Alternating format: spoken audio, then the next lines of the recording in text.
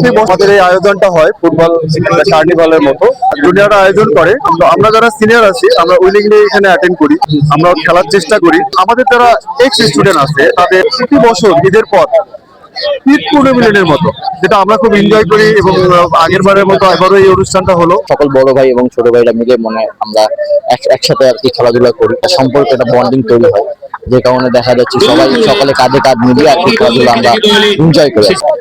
স্কুলের প্রাক্তন শিক্ষার্থী ফুটবল কার্নিভাল, যেটা প্রতি বছরের ন্যায় এবছরও হচ্ছে, আমাদের স্কুলের প্রাক্তন এবং বর্তমান সবার জন্য একটা মেলবন্ধনের কাজ করে। আমরা আশা করবো এটা প্রতি বছর এইভাবে সুন্দরভাবে চলে যাবে।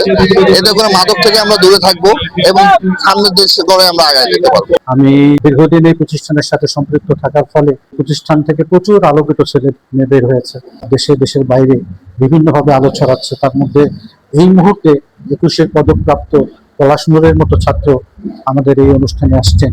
এবং ছাত্ররা যে খেলাধুলাকে বেছে নিচ্ছে 1996 থেকে 2026 পর্যন্ত, এই যে ছেলেমেয়েরা একসঙ্গে হয়ে ফুটবলের একটা আয়োজন করেছে, এটাকে আমি সাধুবাদ জানাই। সুস্থ দেহ সুন্দর মন, এটাকে চারিত্রিক গঠনও যেমন দরকার আছে, মনের বিকাশেরও তেমনি দরকার আছে।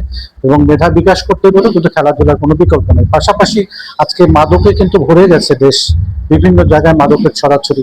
এই ছেলেমেয়েরা যত বেশি খেলাধুলার সাথে সম্পৃক্ত থাকবে, সংস্কৃতির সাথে সম্পৃক্ত থাকবে এবং অন্যান্য যে সহশিক্ষা যেগুলো আছে এগুলোর সাথে যত বেশি সম্পৃক্ত থাকবে, তত বেশি তারা নিজেদেরকে মূল্যবান মানুষ হিসেবে এবং একজন আলোকিত মানুষ হিসেবে তৈরি করার সুযোগটা পাবে।